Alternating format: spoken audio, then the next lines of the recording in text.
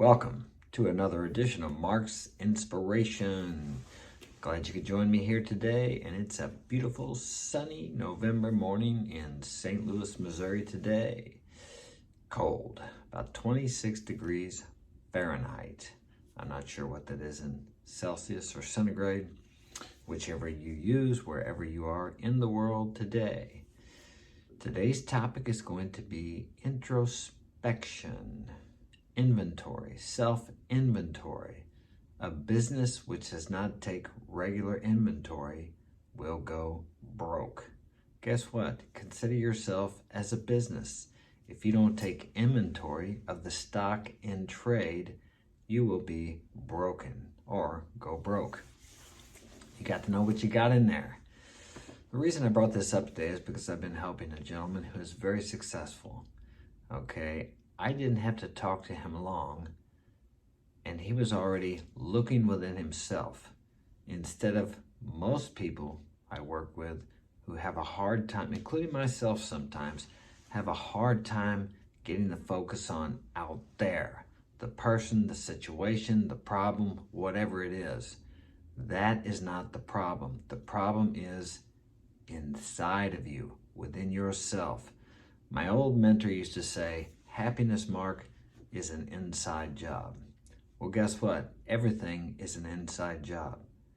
Everything projected in your outer world began within you, began inside of you with a thought or an image or a feeling or all three combined together, held over and over and over again consistently, and it begins to form the object in the outer world in a way you don't understand and in a way I can't explain. I just know that's how it works. I've seen it in my own life.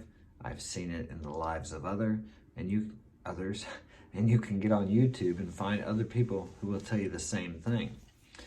Isn't it amazing how we think action is the massive action? Now, there's nothing wrong with massive action. You may look at my life and think I take massive action. Maybe I do. I'm busy all day long from the time I get up. I was talking to this gentleman this morning, and the sun was coming up here and going down where he was at, or had already went down. And I was telling him, isn't it amazing? I said, when I was a kid, I'm 61, it was Buck Rogers stuff to think that you could talk to someone on the other side of the world and even look at them at the same time. I think they had these watches that they showed on cartoons about where a person could talk to someone and look at them at the same time. Back when I was a kid, I'm not even sure you could call the other side of the world. I don't know if that was possible, but I know even in the 90s, when I was dating my ex-wife from Latin America, we would have to get together once a week. She would go to the phone down there, it was a payphone, and I would call her from up here. And I mean, it would cost like $5 or $10 a minute to talk to her. Sometimes that we could cut off. And that was just on a regular dial phone. We still had dial phones here. I think we had push button phones by then. So all these things began from a thought within somebody, or from a thought within several somebodies or one person. Someone had to have the idea, the impression, the image of this happening. And look at what we can do today. Right now you're watching me wherever you are in the world. It could be anywhere in the world. If you have a cell phone, you're watching me right now. And the trash truck is coming, and guess what? My trash cans are not out there. So I'm gonna end it. I gotta go put them out there because they only come once a week.